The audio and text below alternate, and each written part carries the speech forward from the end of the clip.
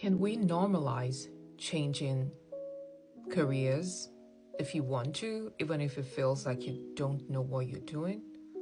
A lot of times, we don't know what we're doing, but if you're determined to change your current career and pivot into a completely different space, especially if your current one is frustrating you, I think you should be able to do that, and it's very, very possible.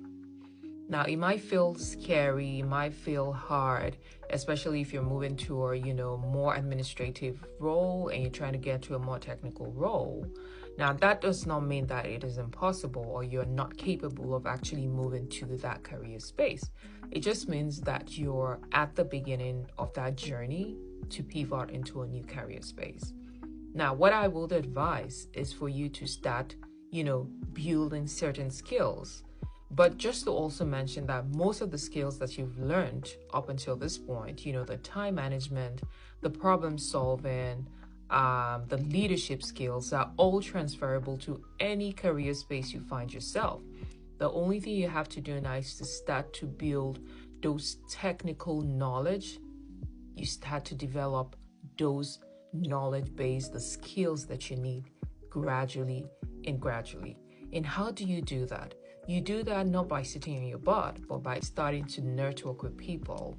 You have to find people that can mentor you. You have to, and if you're currently working, you can actually get, subject matter experts, approach them professionally, as humble as possible. They can start to show you how things are done. And if you know someone in your current organization that already does that job, you can volunteer to start to, shadow them. They can give you little tasks to do. And I'm also really hoping that you find the right people that are willing to help.